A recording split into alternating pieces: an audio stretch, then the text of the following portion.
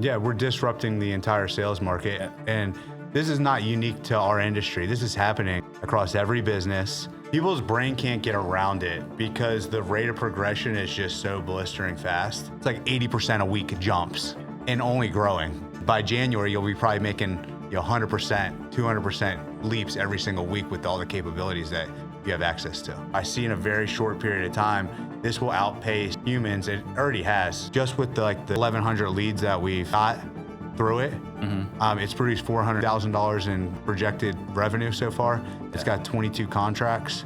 I hit you guys this morning. I said, let's open this up so we can do more with it. Welcome and thank you for joining us for today's episode of Disruptors, where millionaires are made. Today we have Nick Perry with Seven Figure Cartel, and Nick drove in from Scottsdale to talk about how he went from homeless and living in his car to buying houses nationwide. Now, guys, I'm on a mission to create 100 millionaires. The information on this show alone is enough to help you become a millionaire in the next 5 to 7 years. If you'll take consistent action, you'll become one. And guys, if you're already a millionaire, we want to recognize you here on the show. Scan that QR code so we can highlight you here. And if you're not there yet and you want some help getting there a little bit faster, scan that same QR code as well. And before we jump in, if you're here to learn how real entrepreneurs are building real empires, make sure you hit that subscribe button, because every week we're dropping lessons that can help you create your next or your first million.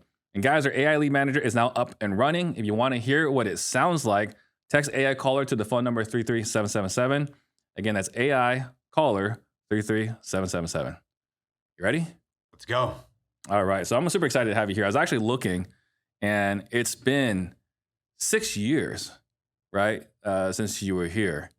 So you were on the podcast back in 2019, and a couple of things have changed since then. One of which is you've blown up, right? Like when I first met you, I remember meeting you in Houston at Wholesaling Live, right? And you didn't have like a big name yet. You were doing deals. Like you were known inside the community, but like you didn't have a big brand yet. And now you get this huge brand and a huge following. So what's changed for you in the last 5-6 years, the biggest changes?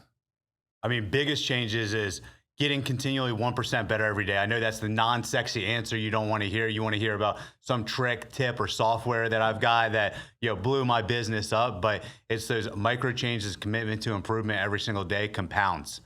And if you can create an organization that everybody inside of it adopts getting 1% better every single day, the compound effect of that over years is really, the big catalyst. But to give you more practical things that have really changed since 2019, obviously we've been through COVID, we went through a whole pandemic. We went through interest rates going up. The way that we do business is fundamentally different. If you guys are still operating like you were back in 2020 or 2022, you're going to be out of business. Yeah.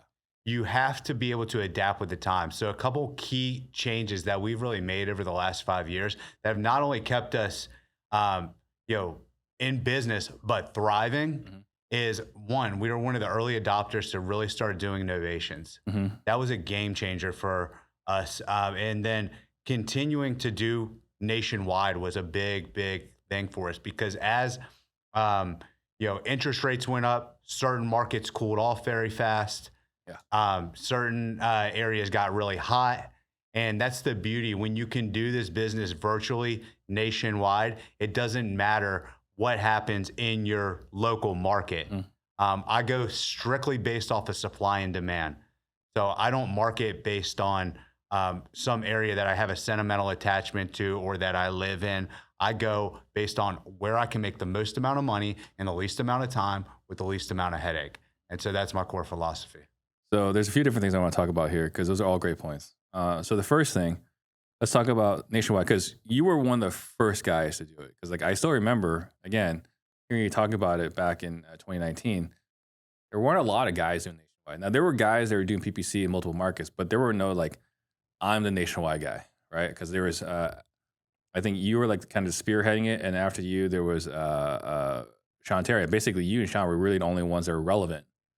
They were talking about it. Yeah, right? I taught Sean back then. And I've taken Sean's lead to get my career off the ground. And I shout out to Sean Terry. He is one of the legends in our industry. Absolutely. And he has taught me so much. But that was one of the cool things I was able to do was teach my mentor how to do nationwide. And I was one of the first people that have done that. And it was a very contrarian bet. When I first decided that I was going to do nationwide, Sean Terry, all my other mentors told me, don't do it.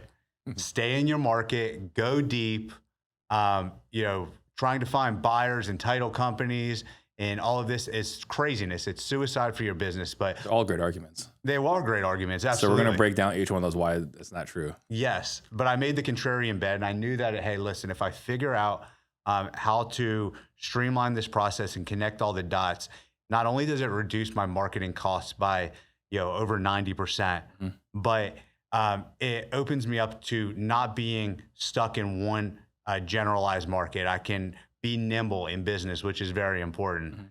And that is really when my career took off. I committed to doing nationwide.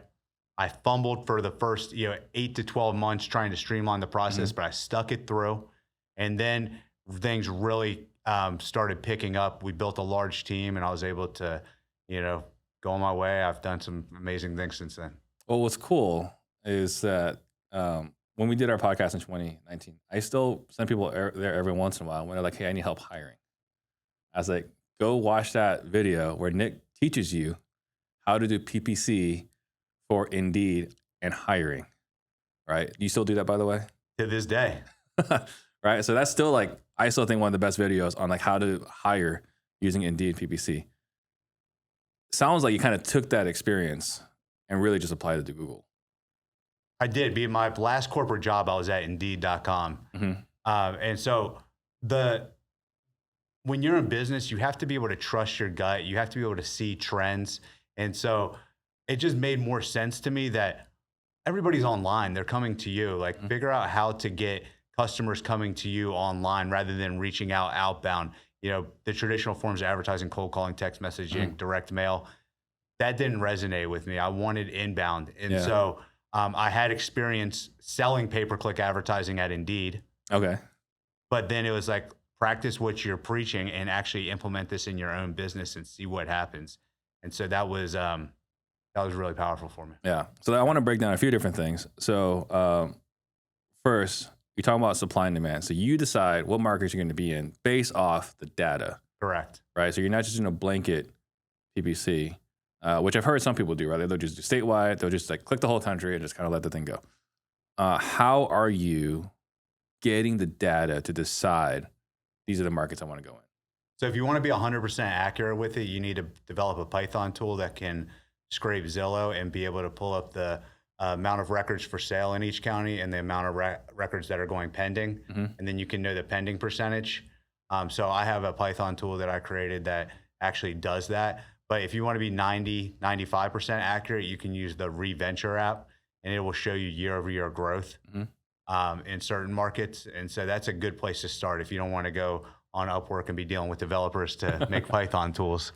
Yeah. So Reventure, I haven't heard of that one. So they'll give you the data to see what the what is it? What are they tracking exactly? Year-over-year growth. Year growth, which is semi-accurate to what the actual data is right now for pending percentage. Yeah. I like to be extremely accurate with that data when I'm spending tens of thousands of dollars a week on marketing. Yeah. And you can segment it down by county, you can segment it by state. So I like to know because real estate changes quarterly. And in this market with interest rate fluctuations, I want to be right on the money. So you created, you had a Python code app created that basically just goes through Zillow, and then does it track zip codes? Does it track cities? County. Yeah. So it's a daily thing, weekly thing? Quarterly. Yeah, we'll run that report quarterly, and that's what we use for our marketing plan every quarter. Yeah. It's, what's the word I'm looking for? It's genius because it's something that not a lot of people are talking about that, right? They're like, hey, we use Atom data, we use this data. Jesse Burrell, who we both know, right? He's got the can't remember what he called it recently, but he sends out this report here's what's going on in real estate right now. But he just went ahead, let me just go grab the data myself from Zillow, which by the way has everyone else's data anyway. Correct. Yeah. So that's pretty cool. How long did it take for you to be able to do that? I mean, I knew what I wanted. So Upwork is such a powerful tool, and it's one of the most underestimated tools out there. we're all talking about AI and all this stuff, but the power to just have an idea and then ask ChatGPT to put it into an Upwork job description, post that on Upwork, and then just start screening people when they come in. You can literally have somebody hired within, same day or next day. And then from there, however long the scope of the project, I think that project made it take me in a week to do. It was hands off. I just articulated exactly what I want and handed it off to the right people. Which is one of the hardest things. Like not a lot of people know this in like creating software. Like we kind of know it, or we do know it. If you're a good flipper, like scope of work. Without a scope of work, that contractor is going to do whatever they want, and they violate this and that. Well, you didn't tell them exactly how you wanted it. But software, it seems like people kind of like, here's what I want. And then the guy gives it to you. It's like, no, that's not what I wanted. Like, no, this is what I wanted. No, that's not what I want either. And it's this back and forth. It sounds like for you, you're using ChatGPT to clear your head, know exactly what you want, or like, what are you doing with that? Yeah, I'll brain dump exactly what I want into ChatGPT and then ask it to ask me questions to clarify the project, and then ask it to turn it into a job description for Upwork. So, yeah. And then you're having AI also screen the applicants? We do have that now, yes. So how does that work?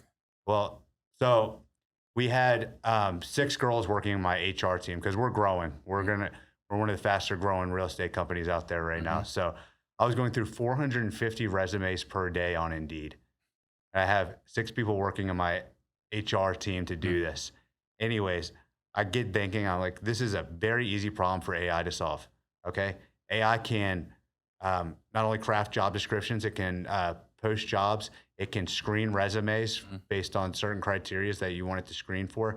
It can send out the initial emails to the candidates requesting voice notes or assessments. It can do the scheduling of the interviews. So all of that top of funnel work, that was 2/3 of the human labor that I needed it for, was that upfront funneling. So I was able to take it from 6 people down to 2 people in that department. Oh, wow. Yeah. That's pretty substantial. Okay. So you have it screening the people for Upwork. So that's remarkable. The other thing too is you had multiple mentors say, don't do nationwide because of this and that. Let's break down all the reasons not to do nationwide.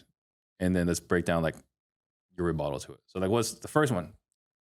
There's too many title companies, right? Like it's if I'm going to do 6 different markets, I got to find 6 different title companies. Correct. What do you say to that? So no matter what market that you're in, title companies, they come and go regardless. I mean, how many times have you had a great escrow officer that you loved and then she leaves and then it's no good anymore, right? It happens all day, every day in our business. And it's no different nationwide or in your specific market. But I can tell you that there are good title companies that service clusters of states, or some of them are nationwide that you can use. And it's not that big of a hurdle, okay? There's only 50 states out there, right? So we control the title companies that we use, and we have a short list of 10 to 12 that we'll use based on the given area. And so they come and go. Again, if they start messing up on transactions, we'll swap them out. So it's part of the process, whether you're doing it locally or whether you're doing it nationally. Yeah, well, and I think probably when you started, it was a different beast. To wholesale nationwide, find all these different title companies. I cold called Clothesline Settlements. I was the first. If you guys have heard of Clothesline Settlements, they're a massive title company now. And I was trying to solve this problem back in 2015, 2016. And I did all this Google research, was coming up empty. There's this one title company on like the 6th page of Google. As Clothesline Settlements, and they claimed they did nationwide. And so I called them and I spoke with Michael Bell, who's the owner of the company. It was just him at the time. Now they're massive. But I said, here's what I've got. And he thought I was full of BS. I was like, I'm doing this all over the country. And he was like, didn't really believe me.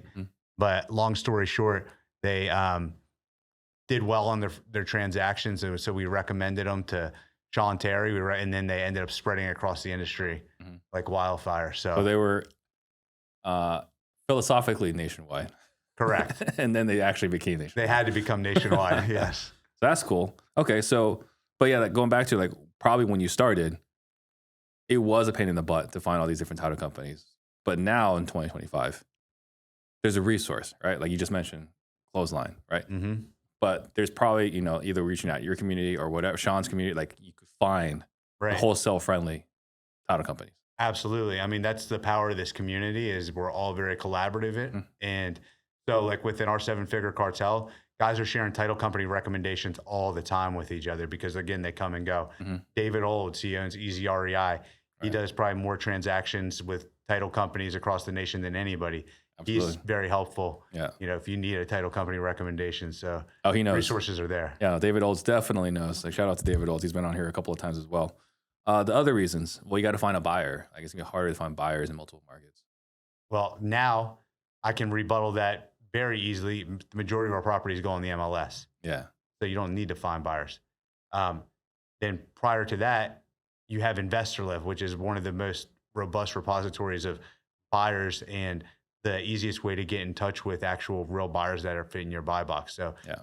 super powerful. But before then, I had buyers list all over the country just living in Google Sheets, and it was a freaking nightmare. Man. Yeah. And so you're absolutely right. The finding of the buyers was something that I pioneered. Mm-hmm. Being able to have large list of buyers. The way I built my buyers list nationwide was I scraped data. I went to conferences and swapped buyers lists with people all over Old school way. Old school. And I built up 1.8 million buyers around the country. And that's what I had. And they were all living in Google Sheets. Yeah. And so if I got a property in Scottsdale, I'd have to dig through my Google Sheets, pull all the buyers out, and I would send RVMs to them, like old school stuff. Yeah. And then InvestorLift came along. They took all of my buyers, geotagged them, made it into a very easily usable software. So like now there's no excuse. Right. Yeah. You can, all that data is readily available for you. Got it. And then what are the other reasons you hear people say like, oh, nationwide doesn't work or I shouldn't do nationwide? I mean, obviously, if you're going to these people's houses and you're sitting in front of them, you're going to have a higher conversion rate than when you're over the phone. Mm-hmm. But here's the thing. By the time you have driven all the way out there, I've already got that seller under contract and I'm on to my next call. Right. So the efficiency wins. So a lot of people have hit me with that as well. Mm-hmm. I'm just a big proponent of we're day trading houses. Mm-hmm. We're not in real estate, we're in sales and marketing, and we're day trading houses. So I don't care where the house is. Right. I just care that, okay, can we get it at the right price and can we move it? That is the two variables. Goes back to supply and demand. Yeah. Got it. Okay.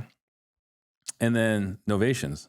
So novations is something that, if you guys haven't watched, like, Eric Brewer, basically brought that to the market. And that was, what's it like August 2020, right? That's when it was like, okay, it's safe to fly. It's safe to do podcasts again, right? I think he was one of the first podcasts that came back after COVID ended. And we brought it to the masses, but like adoption was really slow. And then COVID happened. And then what was it? Once things started to become more difficult to move, I think end of 21, beginning of 22, things started getting hard to move. And then novations kind of took off. Mm-hmm. Was that your experience? It was. But I want to digress. Another big reason people struggle with nationwide is because underwriting. It's very difficult to comp if you don't know how to underwrite properly nationwide. That's the unsexy part of this business. Everybody likes to talk about marketing and acquisitions and what tools you're using to find buyers, but they don't talk about the most important part of this business, which is underwriting. Underwriting is where I think I really excel.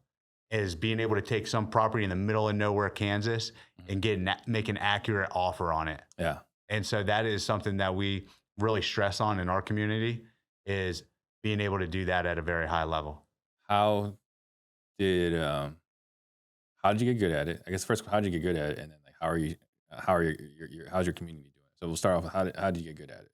So we got good at it through the school of hard knocks. Yeah.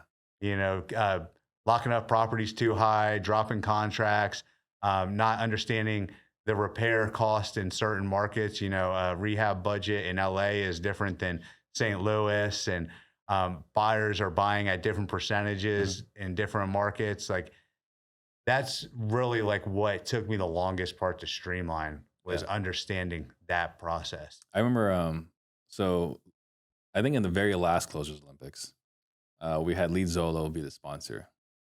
I was like, man, like this is great. People are contracting things left and right. And so we signed up with Lead Zolo as a team, right? And then I'm in Phoenix. We haven't done a lot of virtual, right? We did virtual in Oklahoma City. We did it in Albuquerque, but we haven't done like this nationwide deal. And having a team who's accustomed to underwriting in Phoenix, it was a bloody disaster.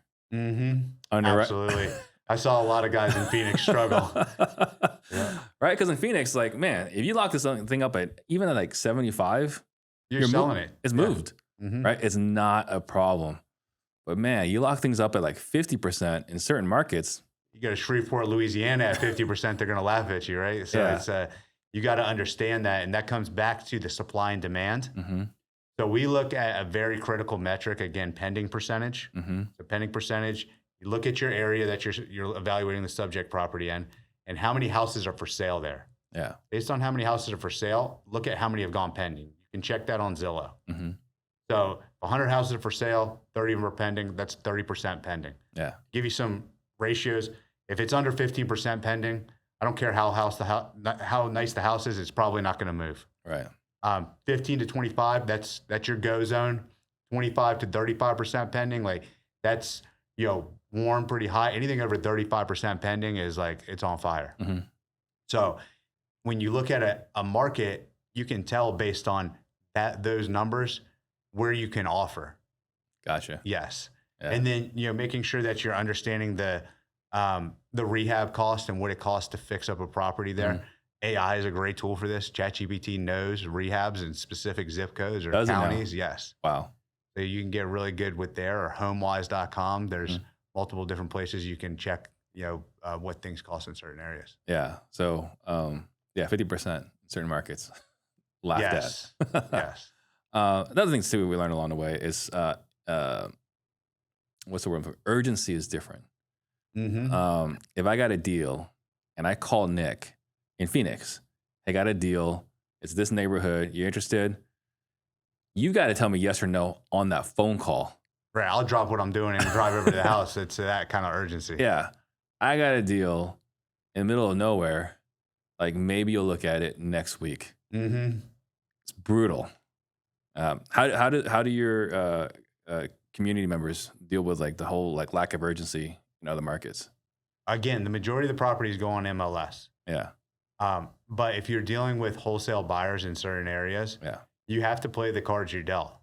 You can't fight those traditions and the way that they do business in certain places. So you are going to have to be a little bit slower in some areas. In some areas, it's going to be hotter, and you just got to understand, and you start to develop pattern recognition over time.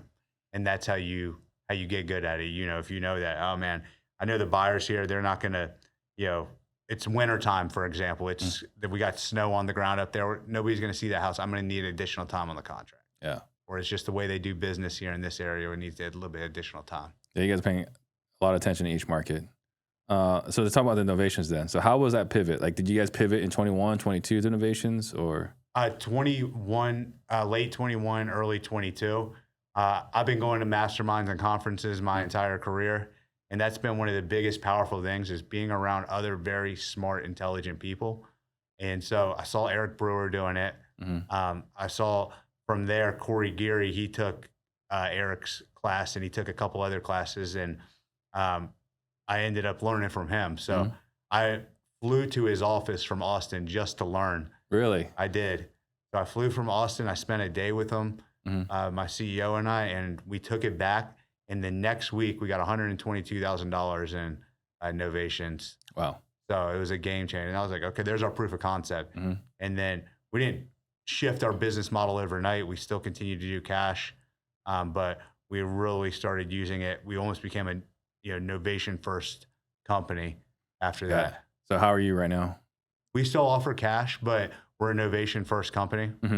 I would rather have the MLS sell the deal for me and sell it for full retail than to sell it to an investor for, and then they have to mark it up and sell it to an end user. I'd rather not be, have the middleman if possible. So what, What percentage of your deals right now are novations? So about 90%. 90%. Yeah. Got it. And then how are you guys managing? Because like we talked about like the challenges of doing title companies, right, nationwide. You basically have realtors for each market. Mm-hmm. It's its own set of, everything comes with its pros and cons. It's its own set of challenges and responsibilities, right? You have to find not only an agent, but you have to find the right agent in every single market. And then making sure you have all your documentation, your paperwork, and your notarization done properly so you don't have any pushback. And interviewing the correct agent so they don't end up burning you on a deal or trying to cut you out of the equation, setting proper expectations. So we have multiple different people involved in this project. So we get a property under contract, we have what's called listing prep. Our listing prep person sends the photographers out to the house so we can get photos. They get the AIF notarized. So we'll schedule a mobile notary out to the seller to get that. For everyone real quick, AIF is? Attorney in fact. We'll send them out to the property so that they can get actual notarization. That's going to be your golden ticket to get it on the MLS. You can do it without a notary, but there's a good chance you might get some pushback, especially if it's an old school realtor. Yeah. And then they also do the seller's disclosure with them as well. And there's 144 check boxes on there, and that's their job is they go through the seller's disclosure one by one by one. Your sales guys don't do that? Absolutely not. We have a great team member in Mexico, and she's phenomenal at it. Yeah. So she does that, and she gets it ready for dispositions. She also will shortlist realtors for our disposition team. So she's not going and actually having the conversations. We have our disposition select which realtor they're going to work with. So once they have everything ready to list, photos, seller's disclosure, and notarized AIF, they'll hand that over with a short list of realtors, and our guys will select an agent to work with, put the property on the MLS, and if we need to do any work to the property, we'll do it as it being an innovation. If it makes sense, we'll send our contractors in to knock out some work. How do you identify the realtors to work with? They have to be investor friendly, right? So you don't want Karen from Coldwell Banker that has only been working with traditional listings her entire life. She's going to be the one that says, no, what you're doing is illegal, and I know that lady, and I'm going to go knock on her door and tell her that. Sounds like you have some scar tissue there. Oh, plenty, yeah, plenty. So, what you want to look for is, I like EXP realtors. Their conferences, they talk about investing all the time. I also like to see on PropStream, it's a phenomenal way to find investor-friendly realtors. You can see all the properties that have been recently flipped on PropStream and see what agents represented those investors for the flips. A lot of times, those agents are the investors, and they are realtors and investors at the same time, or they're investor-friendly at the very least. My team will even do research on all of them. They'll look at their Facebook profiles. They'll do social media research to see what kind of agent they are before making that call. You got a reconnaissance team doing all this for you. Important. Yeah. Okay. So then the other thing I wanted to ask was the PPC. Like that's a big part of your guys's community, right? So like generally, someone says, "Hey, I want to do PPC." I say, go to Bateman Collective, go to PPC for us, and they're like, "Well, but I just want to do it myself." But it's like, well, Nick's the only guy I know that's talking about it. Yeah. So talk about like how are you still doing your own PPC? So it doesn't really take me any time at all. Yeah. Once you have it set up, there's not any like real maintenance work or management that goes into it, unless you want to scale or, I check on my campaigns once a week. It takes me 5 minutes. Really, it's just to log the numbers in our company scorecard. And as long as I don't have to make any big increases in budget, there's not a lot of management. I'll keep an eye on it. If something's messed up, I'll fix it. But this is not something that takes any time away from the business owner. Yeah. So I love Brandon Bateman, great guy. He's actually in our community as well. But he knows I preach against agencies. And that's because I've worked with so many agencies throughout my career. and every single time I had to bring it back in house. These agencies, they get busy. They will pawn you off to a VA. There's a million reasons why you should not use an agency. I say marketing is the lifeblood of your business. You don't outsource the lifeblood of your business to a third party. They can increase their fees. They can make your life really miserable if they want to. Right. So that's why I'm a big proponent of bringing it in-house. And I tell everybody, like, I could teach a 5th grader how to do this. I've taught guys that can barely log on to their laptop and get logged in how to open up a Google Ads campaign and start getting lead flow coming in. Yeah. How long did that take? Not long at all. I mean, it's very common sense. I think that people get intimidated by it because they see all the buttons and the numbers, and it's like, oh my gosh. But listen, if you can pull a direct mail list, if you can run cold callers, you can absolutely run PPC. It's easier. It's absolutely easier. You have some agencies that are going to hate you here. They will. And guys, also, it's getting easier by the day with all the AI and controls that Google is now implementing. They're trying to do away with having anybody need specialized knowledge for PPC. Zuckerberg has made that claim. Yes. Right. And he already has with the Andromeda update that just came out. Yeah. You don't need marketers anymore. Basically, you load up all your creative, you give it the website, it knows exactly who to put you in front of, and based on your creative, what part of the sales journey they need to hit them on. And that's their step towards doing it. They want you to put $1 in and then you get a return on ad spend. And there's no ambiguity to it. So you think agencies are in trouble? Absolutely. Yeah, they're done. I mean, their days are numbered. If you go in an agency right now, now's the time to start transitioning out. Yeah. Gotcha. All right. Yeah. So then what are you paying attention to? Because you're doing a weekly maintenance. What are you paying attention to? You said, like, as long as these numbers are not out of whack, what do you First thing I look at is cost per lead, right? That's the most critical number that you're going to see in your Google Ads dashboard. Second number is obviously the amount that you spent. You want to make sure that you're tracking along with your marketing budget. You didn't have an overspend or you didn't have an underspend as well. And then obviously number of leads, right? You want to make sure that you're hitting consistent weekly lead volume targets. That is one of the most important things that I think you guys can really take away from this, is making sure every single week you're hitting consistent lead volume targets. You're not getting too many or too little leads. You can do that, you will have a lot of success. If you have inconsistent lead volume, it's going to wreak havoc in your business. So those are what I look at in the Google Ads dashboard. Now, what really matters and what you guys want to know is, how much money is this actually making me? So I look at more on a quarterly basis. I look at return on ad spend per campaign. So how much did I spend on this campaign and how much money came out of it? Yeah. And I'm optimizing for return on ad spend. But weekly, the numbers are amount spent, number of leads, cost per lead. Okay. So that's a high level.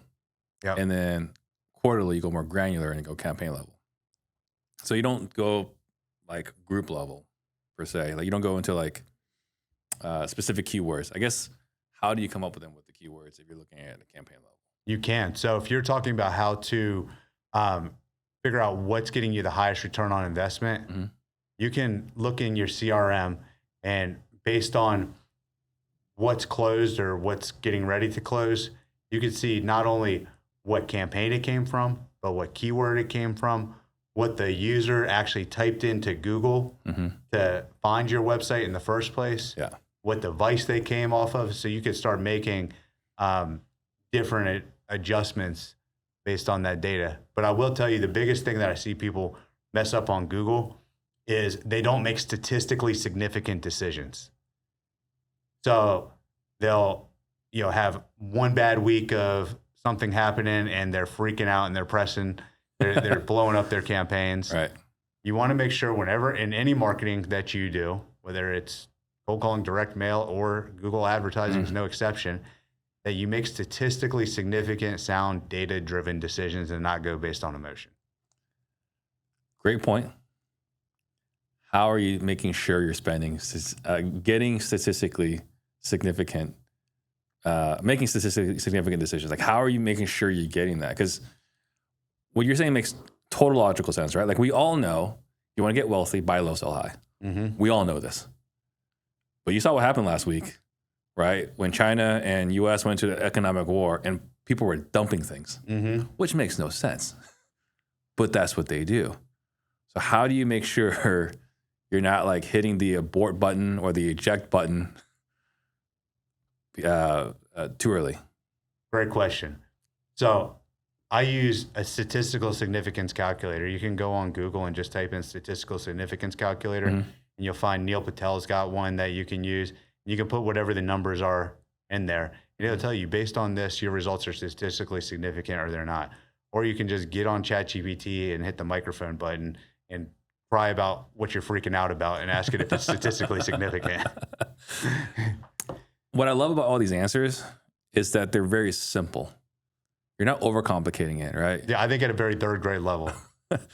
So like it's like, you know, you're talking to someone who, we actually had a Brett Tanner here, and we're talking about like, when you have a problem and you talk to like, you know, your friends and this is like, you got to look at this, you got to look at that, right? And then you talk to someone that's done it. You talk to like a billionaire, right? And they're like, oh, just do this. And the answer is always so like, oh, duh. Right? And it's like the questions I'm asking you, because I know you get these questions all the time, is that they're not like, you don't need a college degree to figure this out. You were saying that you can teach this to a fifth grader. Yeah, I'm a high school dropout. I stopped going to school when I was 15. Yeah. So it's phenomenal what you're talking about. The other thing I want to hit on is, I don't ever hear people talk about this enough. You talked about like, make sure you get enough leads, but like you were saying, you're checking the budget. Are you spending the right amount of money? Everyone freaks out on an over budget. You blew your budget. You forget about that. People don't really freak out when you go under budget. But you mentioned like this is a major problem. Oh, I freak out when I'm under budget. Yeah, because we're not. I'm saying like most people don't. So like, let's talk about like why that's a big deal. If you're a real estate investor with a sales team and you're stuck babysitting reps instead of growing your business, this is for you. Right now, your reps are burning through your expensive leads like they're practice dummies. They're making costly mistakes you won't catch for weeks, and 70% of your potential revenue is walking to competitors because of inconsistent follow-up. That's why over 130 operators are now using objectionproof.ai to automatically review every single call within minutes, train reps with AI roleplay sessions, and never miss another follow-up. Stop watching your competitors pull ahead while you're trapped doing manager work. Click the link in the description and book a call with my team to see how we can help you install a self-managing sales team this week. Because you need to make sure that you have, the main thing is consistent lead volume on a weekly basis and really on a daily basis. A big part of sales is controlling lead flow. I've learned this the hard way too many times. In sales, the elementary sales mind says more leads equals more opportunity, which equals more contracts, which equals more money. That is wrong, right? In sales, the more leads that you have, the lower your conversion rate tends to be. So the sweet spot for what we have found is 3 to 5 new leads a day per rep. Yeah. Right. If you go over that, say you hit them really hard, and on a Monday, guess what? They're going to be backlogged, and their conversion rate's going to be down. If you starve them of leads, then that's not good either.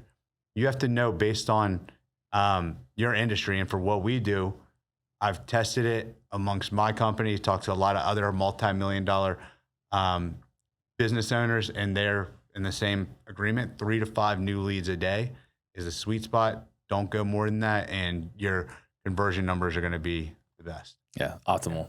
Yeah. It's I'm glad you brought it up, the 3 to 5, because like I've typically heard 2 to 3, but I mostly talk to people that are doing either face to face or either strictly face to face or strictly virtual. So like 2, you're face to face, and 3 if you're virtual. So it's in line.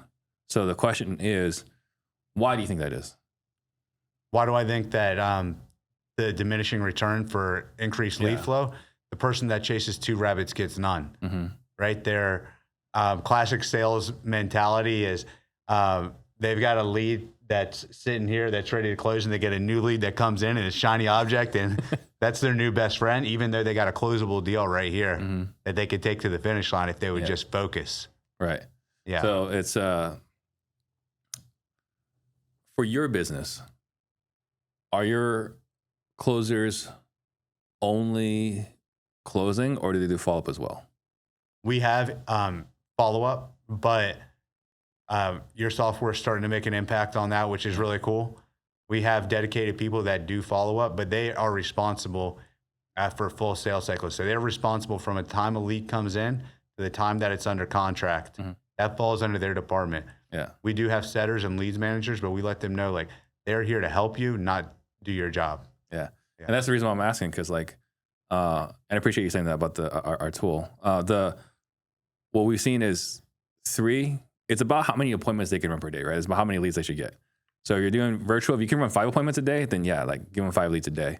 And where we see the drop off is the follow up completely dies. That's what I was asking, like how much. Correct. Yes. Follow up is where you end up losing. As new leads come in, follow up goes to the back burner. Right out the window. Yep. And then you wonder why they're, you look at them over on a quarterly basis and they have a high lead to contract. Yeah. What we've seen, so like, in Collective Genius, we got like some incredible operators, and what we typically see, amongst our clients is about 70% of the revenue comes from follow-up, 30% from new leads. It's true. So like, if you're pumping them full of leads, that follow-up game basically dies. So yeah, I want to hit that point because like, obviously you know that, but I want everyone that's listening to understand the importance of that. Like, you don't want to have too many, you don't want to have, you don't have too few leads, you don't have too many leads, but there's a sweet spot. You guys got to target that over and over again. And then the other thing I want to touch on, so we were having dinner the other night, right? So Dean Rogers, Stratton Brown, they're in town, and they treated us all to a nice dinner, which was awesome. And while we're there, I see Brandon again. He's been by your side since I first met you. Talk to me about what Brandon does, and what does Brandon do for the company? What value does it bring to you? Oh, yeah. I mean, first of all, he's the CEO of my entire company, but he has earned every stripe in the company. So Brandon was actually my intern when I was at Indeed. Oh, really? Yeah. So I was, pretty good at Indeed, and so they gave me an intern every summer. And Brandon enough to get an intern. Yeah, it was like a privilege. How old were you when you were at Indeed? I was 26 or 27. You were good enough at that age. That intern, that's pretty awesome. So they gave me a summer intern, and I'd had interns before, and it was great. But Brandon came along, and he was supposed to just be there prospecting leads for me for Indeed. But he would see me close a deal for Indeed, then I click over a few tabs to my real estate CRM, and then I would close a seller deal while I was on the clock. And him, 21 years old, he was just like enamored with this whole thing of what I was doing with real estate. I'm like, listen, kid, don't ask me questions, just prospect my leads. And he kept asking me questions. I'm like, listen, here's a course. I gave him Sean Terry's course to take. Yeah. I said, take this course and just leave me alone about it. It was kind of my how I came off.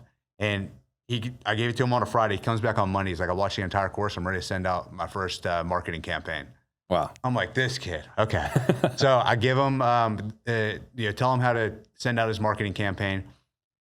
Lucky, gets his $26,000 deal on his second phone call. And it's easy. This game's easy. So I taught him, I coached him through his first deal in his summer internship. And well, you're both on the clock. Oh, we're both on the clock.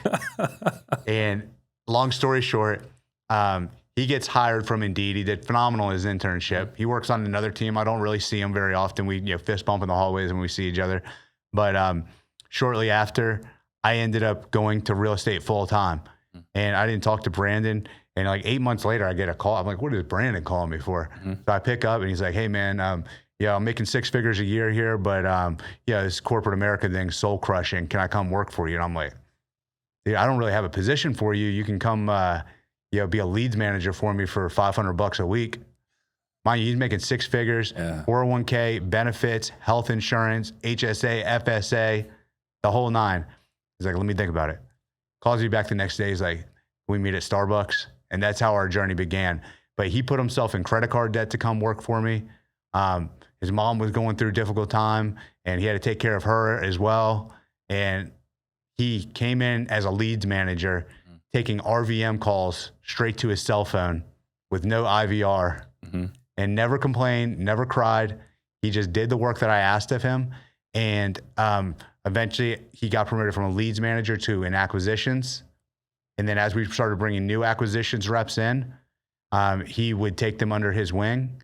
And so he became a team lead on acquisitions. Then he became the director of acquisitions, where he oversaw that whole team. He was responsible for them and their KPIs and their numbers. He excelled there as a director. Then when I would leave the office and go on vacations, he was kind of the eyes and ears of the office. So he did well for that for a period of time. Then I promoted him to the COO of the company. Yeah. So in 2018, he became the COO after he had earned, his respect all the way there. Then so for 3 years, I basically groomed him to become the CEO of my company. And that's through a lot of battles, crazy situations. You get to see what somebody's really made of. Yeah, the real character. And the real character. And so he just impressed me every single time with his judgment, his poise in difficult situations, and his integrity and his work ethic through a long period of time.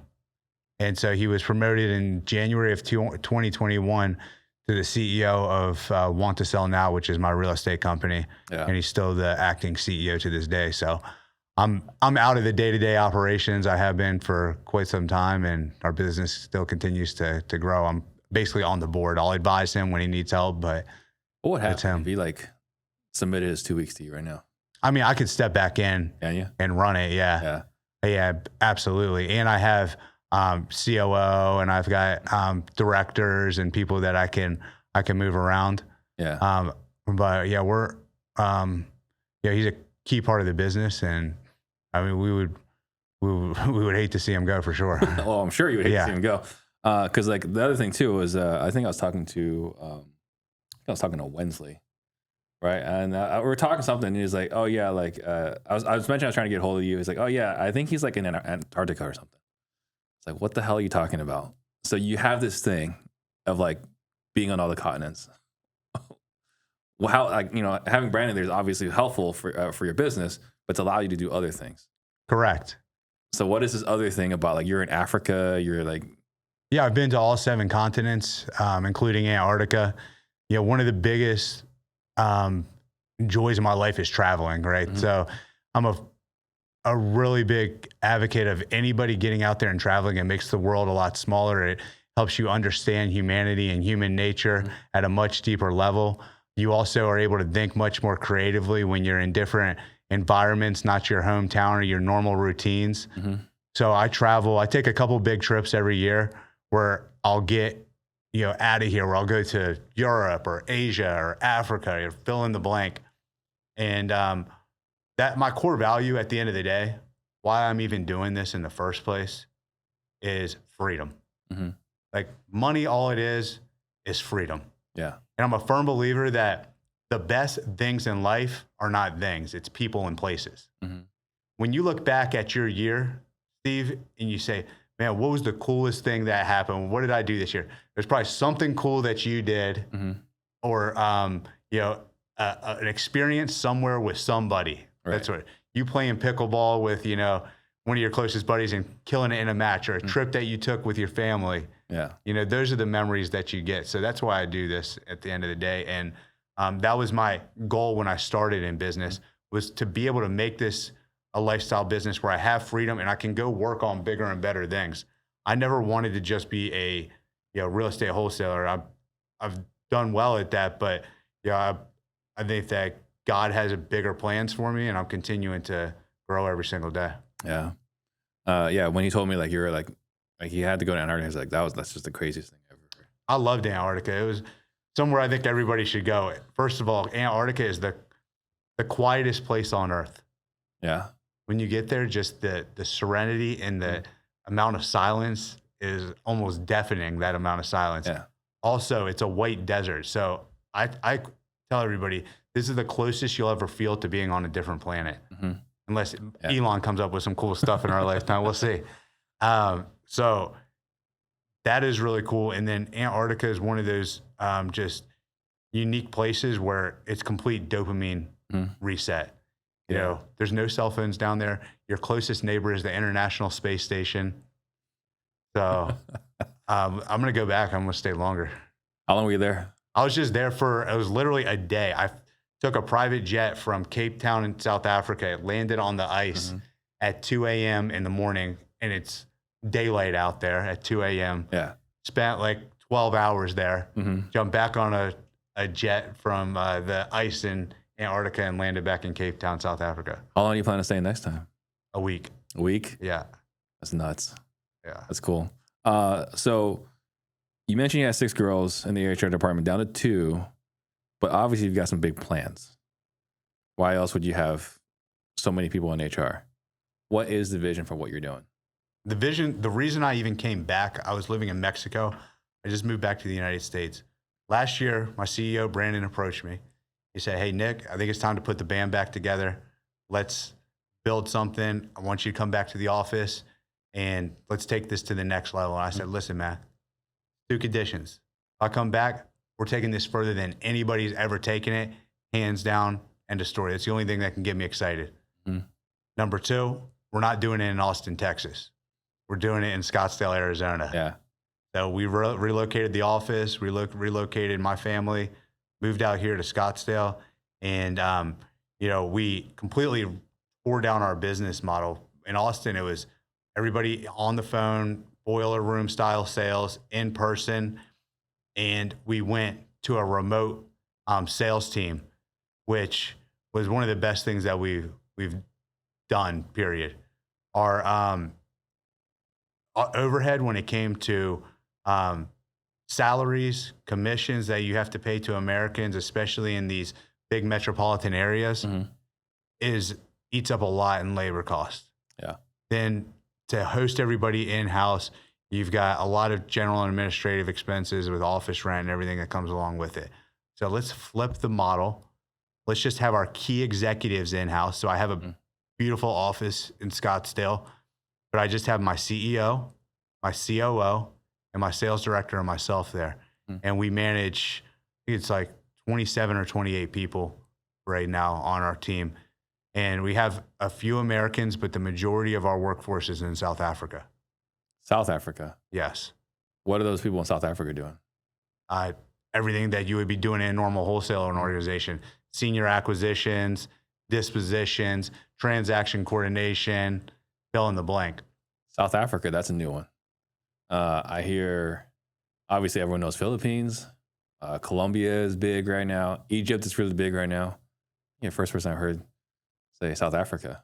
So that's one of the cool things when you travel, you get to see certain things. And when I went to South Africa, I realized very educated workforce here. They speak with a British accent, so it's 5 IQ points higher when you're talking to the seller. They're hungry, very warm people. And I remember I was like, these people would be great at sales. Started doing some research. A lot of other big companies use South Africans for sales roles. Really? Yes. So there's certain labor arbitrages that you get, right? So you go to different parts of the world for different things. Like if you were going to hire for sales, you're probably not going to go to Pakistan. But if you're hiring for a technology job, yeah, Pakistan's a great, Pakistan, India. Right. For sales, you have Latin America, Egypt. South Africa is one of those pockets that I found success with. And, you know, a board certified physician over there makes $3,000 to $4,000 a month, US. Yeah. So when you're able to give them an opportunity that they can make, you know, $3,000 to $5,000, that's really, really exciting, and they cherish that opportunity. Yeah. You're going to act a little different. Correct. Than an American will at $3,000 a month. Exactly. Exactly. So you've been going all in on AI. How long have you been like going down this road on AI? Since 2022, when chat came out, it's been really the my biggest obsession. Like I don't talk about it publicly or anything like that, but like if I'm not working, I'm listening to what's going on in AI. I'm on the way here. I was listening to Jensen Huang and talking to the founders of Sequoia Capital and what's going on for their big infrastructure projects and AI factories. And I'm constantly learning about the new tools and the new updates. As a business owner, it is a must. If you do not embrace technology and really understand what's happening right here in this period of time, you're going to become obsolete. Yeah. And I'm aware of that. And so I'm excited and I'm embracing the opportunities, and I'm just trying to learn and implement as fast as possible. I know enough to be dangerous. I'm not like, Sam Altman or anything, but I can, Well, no, I think the point you're talking about though, like going all in, because like there's a lot of people that say it, but there's not a lot of people that do it. Correct. Right. So like they're aware of it. It's a talking point. They're talking about it in masterminds. You're seeing Facebook posts about it here and there. But like, I'll share with you, you're the only person I know that's invested in it. Or I don't know anyone more invested in AI than you. Right. And what I mean by that is, I am, obviously I got my AI product. We got over 100 clients now. Incredible. Nice work. Yeah. Thank you. Yeah. And the one great honor I have is that I remember I was flying out to Vegas to speak at Ryan Pineda's event, and I'm on a plane. I get a text from you. It was like, hey, like, let's talk. I was like, okay, hopefully something good's happening. I don't know what this is about. Because like we were kind of exchanging conversations, and I was asking you to promote my stuff, my sales training stuff. You're like, hey, look, I'm not using it. I don't feel comfortable promoting it. I was like, that's fair. Right. So we're kind of going back and forth. So I land, right, and I call you up, and you're like, hey, I heard your bot. It sounds great. Let's work it out. And I was like, how the hell did he hear about it? Because like, I haven't shared it with anybody yet, right? Which is awesome, right? Kind of like, things get around. But, people have asked me that, like, is this person legit? Is that person legit? And, when they asked me, is Nick legit? I was like, I know Nick personally. He's an incredible guy. I don't know his business. I really don't. Like, we don't talk that way. But he's genuine. I know that. But now that we've been working together, holy crap, right? Like the amount of leads you're pumping through, we're looking at it, over 1,000 leads, right? So I don't know anyone more invested in AI because you just like sent everything to my system. It wasn't like, hey, let's test a little bit here. Let's test a little bit there. I'm estimating you pumped $50,000 worth of leads directly into my system. Yeah, and we're going to do a lot more, by the way. Yeah. Because we saw the A/B test on it. So we're still early in our pilot as of right now in October 25, but the preliminary numbers, it's exactly on par with humans. I could share the statistics, but that's where it's at. And Steve is rapidly improving every single day, every single week. He's like, hey man, I'm working, all evening, and I'm working this weekend to continue to iterate and improve. And so I see in a very short period of time, this will outpace humans. It already has. In terms of quality, it's on par. It will outpace them on quality within a short period of time. But now I'm very excited because just with the 1,100 leads that we've got through it, it's produced $402,000 in projected revenue so far. It's got 22 contracts. So now I hit you guys this morning. I said, let's open this up so we can do more with it. Oh yeah, I'm excited for where this is going to go because this is just the first iteration, right? Like, you are my guinea pig because like people that see me on Facebook post stuff, whatever, is like, hey, on September 2nd, Labor Day, right? One guy booked 16 appointments with AI. What are you guys doing? Because like to get an American to work on Labor Day, right? It's pretty tough, right? You got 16 appointments from one day alone. Yeah, so 22 contracts, $400K in projected revenue.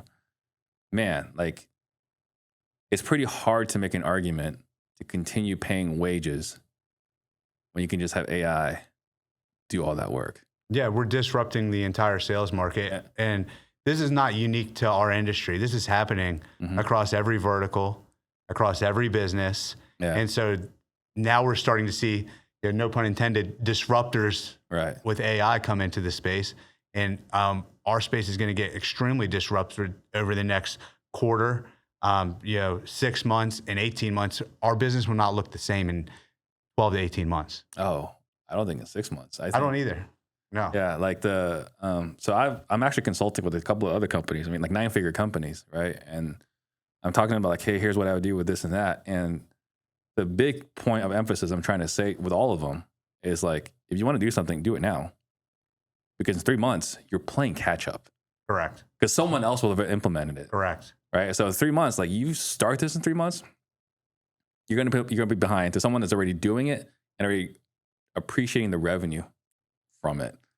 Right. Which is even creating that larger gap. I was actually consulting with this roofing company, and the guy's like, yeah, I'm going to start doing something in January. I was like, and see, this was I can't remember which holiday. Maybe it was Labor Day. Yeah, it was Labor Day. I was like, look,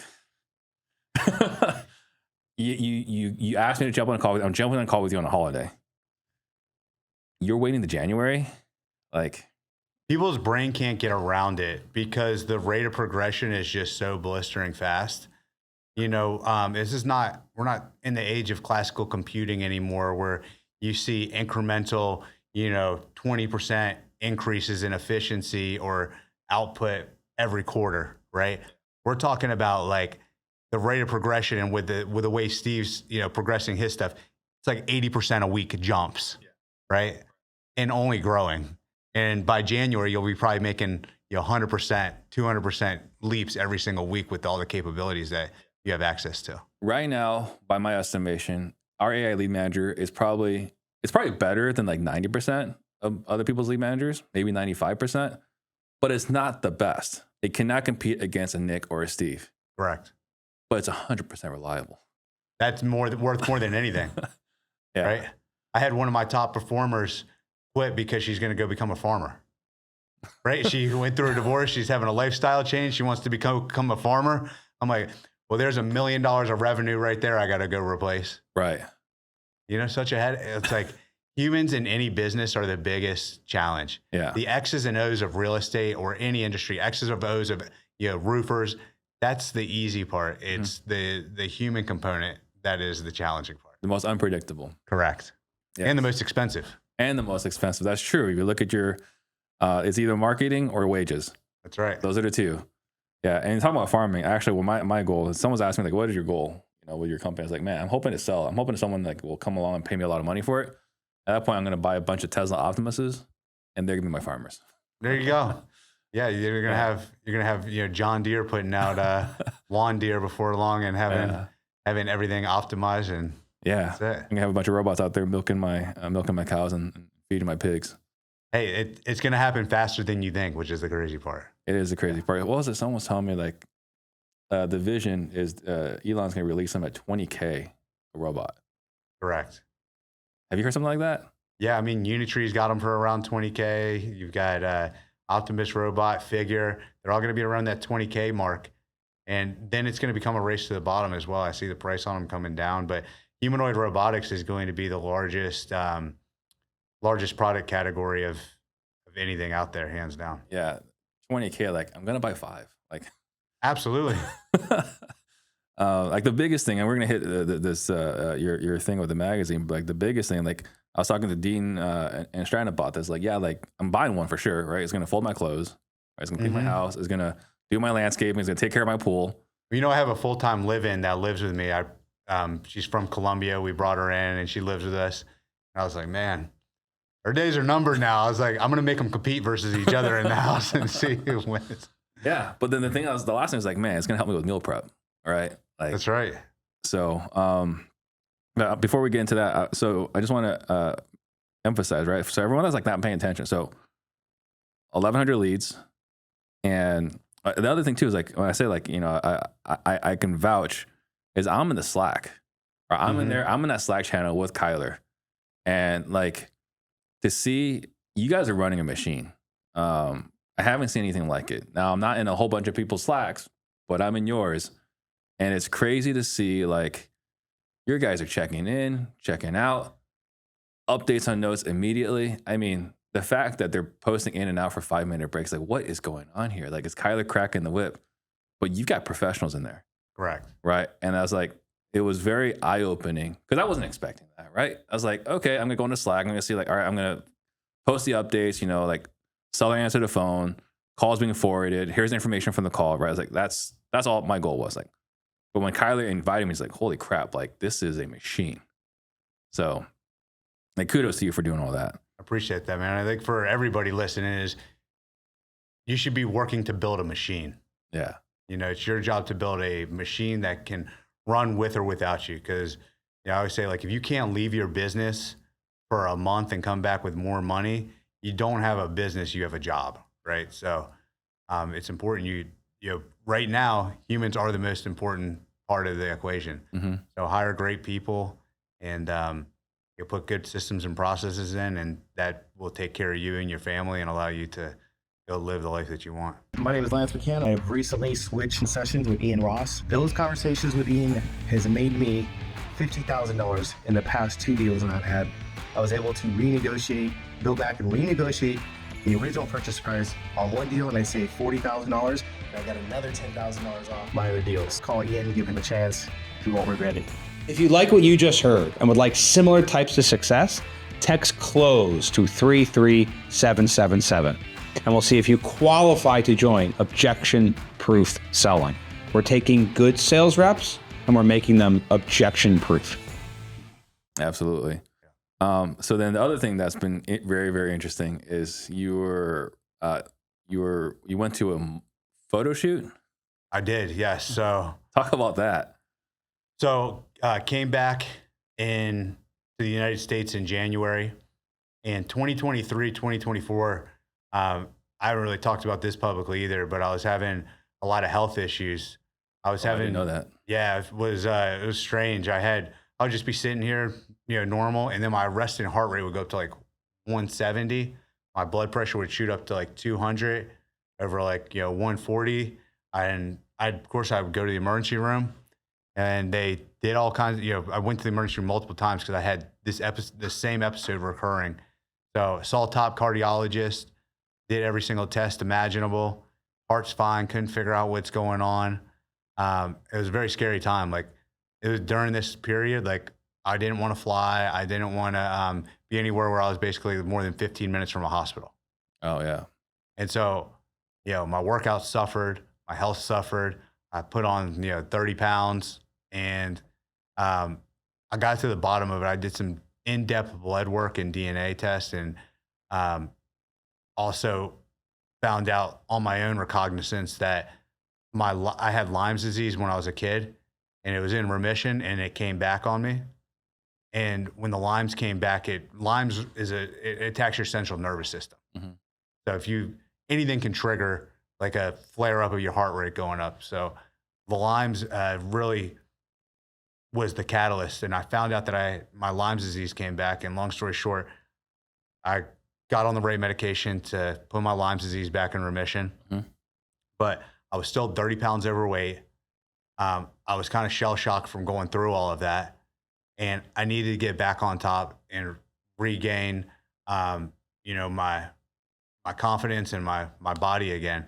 You know, throughout my entire life, I've always been in the gym. When I was in my early 20s, I competed in, you know, NPC, you know, all of that, men's physique. I went to nationals. And so to be looking in the mirror, I was like, yo, it's time to do something serious. And so my personal trainer, he was like, let's get you to do another show. And I was like, I don't really want to do another show because it's there's not really a reward for that, you know? And he's like, well, he's been on the cover of Men's Fitness twice. Mm-hmm. Your trainer? My trainer. He was one of the youngest IFBB pros of all time. And so he's been on the cover twice. And he came up to me and he was like, what if I were able to pitch you to the magazine? I was like, yeah, try it, whatever. I didn't think anything of it. 2 days later, he's like, hey, they responded. They said, yeah, get ready by July 26th. Oh, they give you a deadline. Yeah. Said be in Orange County, July 26th. You're booked. And so that started the clock. For a photo shoot, but you haven't made any commitments to being in that condition. No, not. I mean, I was back in the gym and, you know, doing what I could, but I got the notice that it was time to start training for a magazine cover in late February. So, man, all right. So clock's because you got 5 months. Yep. So 5 months was all I needed. I went and just did all the normal stuff that you would do when you're training and competing for a show or any other event. You know, I was in the gym 5 days a week lifting, cardio every single day at the end, it was pretty brutal. I was doing 45 minutes in the morning, 45 minutes in the evening. And I was only eating 860 calories a day towards the end. Man.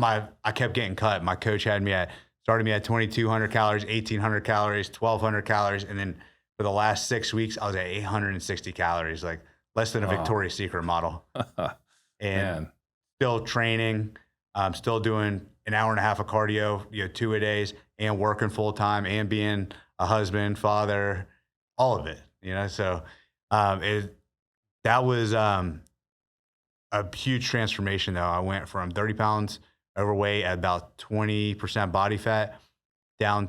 I started at 195 and I got all the way down to 165 at 7% body fat. So now I'm right where I want to be. I'm not at a competition, but I'm 170 pounds and I'm right now sitting around 10% body fat, which is maintainable for me. You're not going to do the 800 calories a day? If I do another show, yeah. I mean, if I do another photo shoot, they already asked me if I want to come back next year. So I'm deciding. Did that affect? Because I know you're in the owner's box now. You're not in the day to day. But like, did that affect like mental clarity? Did it affect being a father? Did it affect being a husband? Work 800, 900 calories a day. Yeah, I was just tired, irritable. My wife knew like during the last 4 to 6 weeks, she's like, listen, just go to bed. we don't need to hang out tonight. It's all right. I was like, thank you.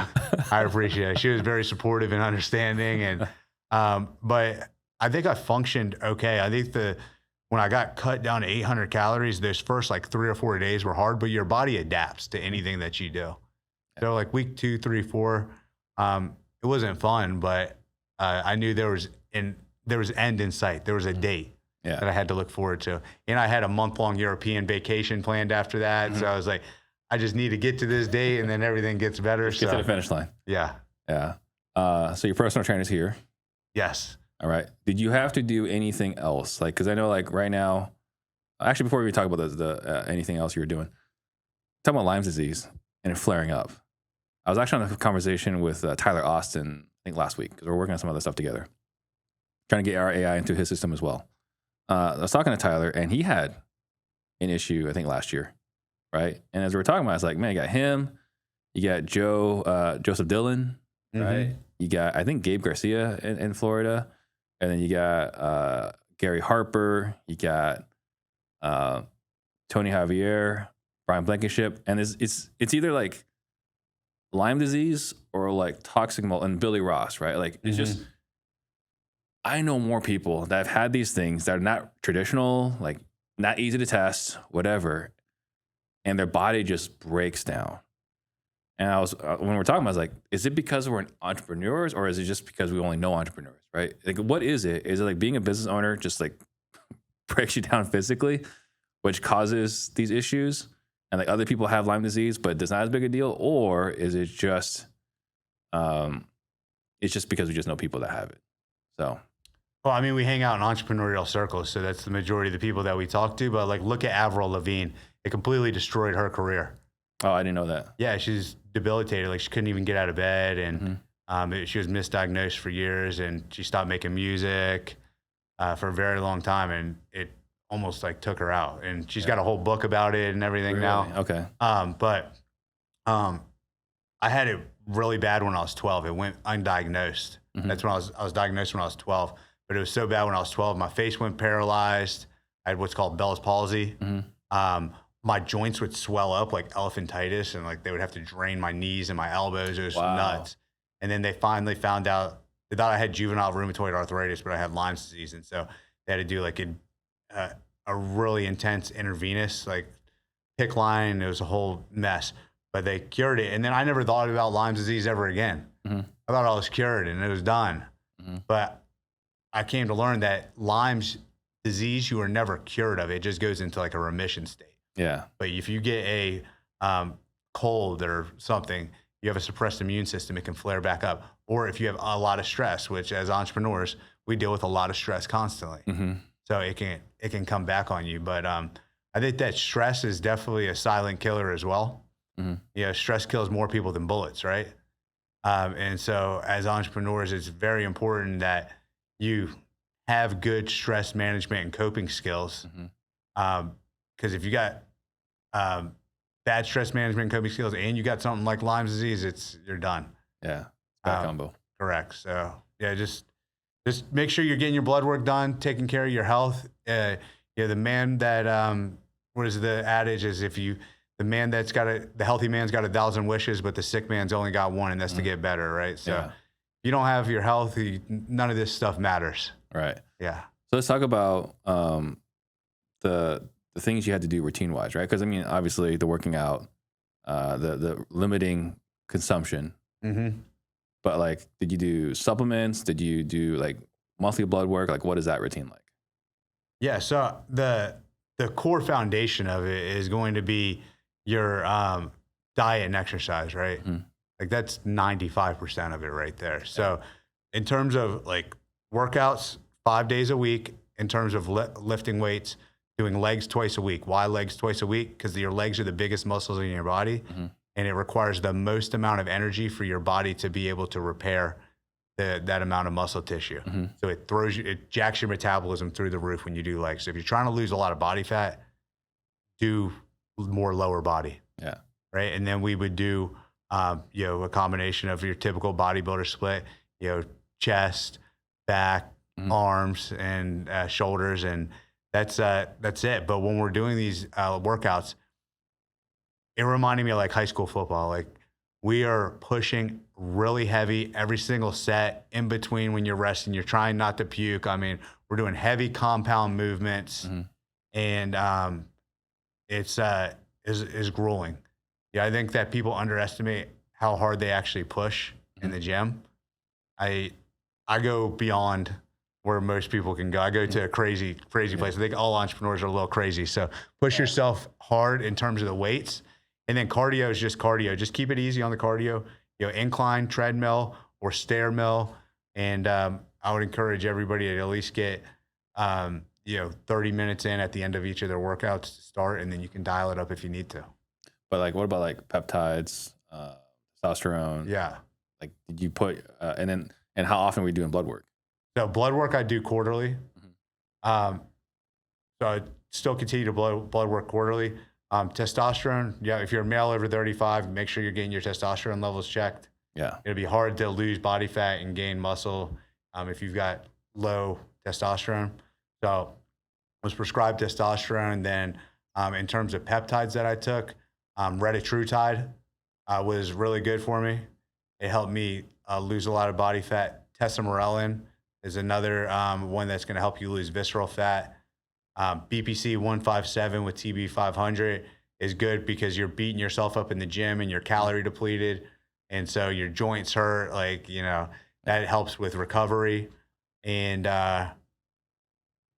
that's it.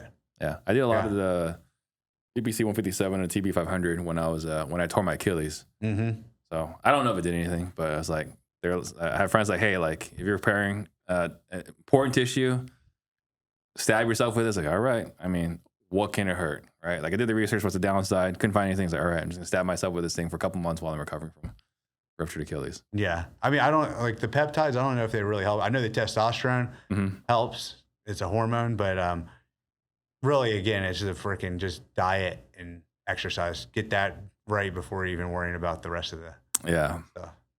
Yeah, and then let's see here. What else we got here? Oh, so I was checking out your website, Seven Figure Cartel, and kind of crazy the testimonies you got there. I was looking at it, right? You got Ben Toaf, who's been on the show. You got Victor Heredia, is always a great dude. Omar Lopez, he's in our AI program right now. But you got crazy testimonials. Why do you think that is? Because there's a lot of people that like teach this, teach that. Like, why do you think you have this this ability to get this kind of success for people? We care. That's the biggest part of it. But that's one of the biggest things that I'm proud of. Like, I'm more proud of the fact that we've helped over 100 business owners get 7-figure businesses than I am even about my own company. Yeah. Like, I know you have a goal of creating 100 millionaires. Like, how amazing, is that feeling? And so that is really like where I get fired up. I'm more fired up about helping my community than I am sometimes about like helping myself, which is crazy. But I love seeing members succeed, and I just can't help but to, want to pour into them and help them, because I've been through so much crap. And, a wise man will learn from his mistakes, and a brilliant man will learn from another man. And I've been blessed to have people like Sean Terry and even Carlos and Donnie Ruffin. They've poured into me in my career, and so to be able to reach back and help another entrepreneur and watch them transform is very rewarding. So we don't hold anything back either. The same way that we're talking right now is the same way I talk to I treat everybody the same. I don't care if you're the janitor or the CEO, I'm going to treat you the same. And so I give all my members my attention, my respect, and I really just tell them like exactly what I would do in their position. Yeah, and I had a chance to overhear some of that too, because like you're in Scottsdale now, right? So I drove out to have lunch with you, checked out your new office, which is awesome, and you got it's funny, it's like you got Cardone in his classroom over there, right? But like it was cool to see it. But not only that, when I was hanging out, like you were wrapping a call, I was like, man, like Nick cares, like he's in it. He's not saying like, oh, I don't know, maybe just it's like you like. It sounded like you were rolling up your sleeves. You were ready to do the work for them. You couldn't. Yeah, sometimes I want to. I just want to reach through the screen and like, dude, just do this, And right. But so it was really cool to see how much you care about it. And then again, I just want to say, as a person that's working with you as a vendor, like the investment you've made, like into helping me refine. I cannot be more grateful. Like I know I said this to you on Wednesday last week, but again, just want to emphasize here, for everyone, the gratitude, because I can't show that our stuff works unless someone's willing to like put trust in us, right? And you're the only one that's like, all right, not only am I gonna spend a lot of money, but I'm just gonna give you all the leads and we'll just see where it goes, and we're gonna A/B test like a true marketer, right? I'm gonna A/B test it, right? After 30 days, if it's not as good as the humans, like sorry, right? But if it's good, then all right, let's go. Like let's see how far we can take it. So yeah, just again, I want to emphasize the immense gratitude I have about that. And then guys, we do have our own AI youth channel. So if you guys want to check out what stuff we're doing, you want to listen to the calls that our AI is doing, go check out that YouTube channel. It's going to be in the description on YouTube, iTunes, Spotify. And then I want to talk to you about, like where do you see this going now, right? Like you came back, it was January, right? So it's only been like 10 months, but you came back with a mission, and you're going to be the biggest, baddest operator in this space. How's that going, and where do you see this going in 2026? Yeah, so look at our industry right now. You've got a lot of different things that are happening. You have AI disrupting the space. You have NAR disrupting the space, right? Regulations coming down almost every single week right now. So how do you, as the operator, be able to use that to your advantage and stay ahead? Well, you can't beat these forces. You have to join them, okay? Us as wholesalers, we're not going to beat AI, and we're not going to beat NAR, okay? Just forget about it. So you better embrace it. Yeah. So what am I doing as an operator to be able to get an unfair advantage and get out ahead of the pack? A couple of different things. One, I'm investing my time, energy, and resources into AI. I'm not scared to R&D into my business and try things. And you as operators, you need to be embracing new technology and R&Ding into your business and learning rapidly. Number two, NAR is going to put a lot of restrictions on wholesaling. I don't know how it's going to all end up shaking out in the end, but I know it is going to make it very difficult if you're just trying to do your typical assignments or novations. So what does that put the opportunity on? It's going to be on actually buying properties. So how are you going to actually be able to buy enough properties to sustain your business, to grow, and to have an unfair advantage? Well, like right now, we're creating a fund. The fund that we're doing is to buy more assets quality assets, quality rental properties, and also be able to give our investors a preferred return through participating in the novations and the flips that we do. So we're rolling out our fund soon to be able to allow outside accredited investors to participate in these returns. And I can tell you from the bottom of my heart is that in the next 10 years, the way that everything is being disrupted, the only people that are going to win are going to be entrepreneurs that own businesses and people that own assets like real estate and other hard tangible assets. Yeah. So if you don't own assets or businesses, you're done. Yeah. It's I posted something on social media this past week, and I think it triggered some people, which is kind of the goal. Like I wanted to like kind of like poke the bear a bit, but I think people aren't paying enough attention. It was basically, the image was like robots giving humans money. It's going to be that way. Yeah. Right, like, all right, here's your allowance for the week. Well, let me tell you a funny story. And I've already become obsolete. So if you guys go follow me on social media, Nick Perry REI, all of my content is not the real me. It is the clone version of me. Yeah. And when Steve sends me the raw of this, I'll probably turn this into a AI clone set. And the craziest part is that I've done the side-by-side comparison, the real Nick versus AI Nick, just I did like your leads manager versus my humans. Yeah. The AI Nick outperforms the real Nick by 470%. Really? Yes. 470%. It's 470% better at content than I am. So that was kind of a kick in the gut. I'm like, well, man, the real world likes my bot better than they like me, but who cares? Yeah. I don't care about being right. I care about being rich. Yeah. So yeah, oh, I love that. So what was it? It was Nick Perry REI? Nick Perry REI on Instagram. That's where you can find me the most. I'm on all the different channels. I'm putting out more stuff on YouTube, but reach out to me there. I'm on there more than I should be. Yeah. And then if someone wants to find out more about Seven Figure Cartel, how do they do that? Yeah, just book a call with my team. We can talk shop, figure out where you're at right now, where you're looking to go. It's invite only. So if you're a good fit, then we'll see you on the inside. But in my link in bio, they can find the more information about everything that we do. Yeah. So last question before we go to last thoughts is, obviously you're very passionate about what you're doing. You're doing it nationwide. You're crushing it. You're leading for your community and so on. Why is what you're doing so important to you? Because I believe that where we are right now, it opens up the doors for a lot bigger future opportunities. Like I talked about earlier in this show, is that I don't intend to be a real estate wholesaler and like coaching a community my entire life. I think that God put me on this planet for a lot bigger and better things, and that I'm very blessed for the opportunities and where I am right now. But what's going to happen is, things are going to change, and I could see, myself turning into, an asset manager for, a decent sized, hedge fund, like have my own hedge fund, be able to maybe participate in, building something that impacts the world in a major way through artificial intelligence, and growing in a more big way. My biggest thing is a couple $1 million more or whatever. That's not going to change my life. What's going to change my life is the amount of people that I help and the impact that I have. Yeah. Yeah. That's very, very powerful. So wrapping up here, are there any last thoughts that, we haven't covered that you want to make sure the listeners walk away with?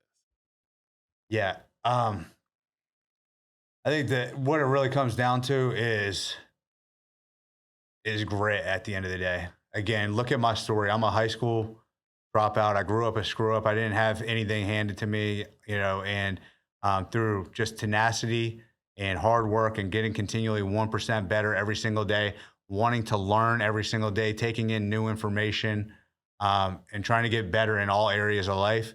That's how you end up winning the game. Yeah. Yep. It's really simple. It might sound cliche, but it's the absolute truth. I mean, it's in line. We're saying, like, if you're just consistent. Show up. Best thing my mom ever told me, she said, half the battle is just showing up. Yeah. Every day. Yep. Yeah, because not everyone can, and you see it right now.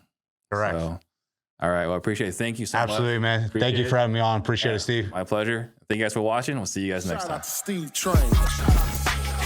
Jump on the Steve train. Disruptors.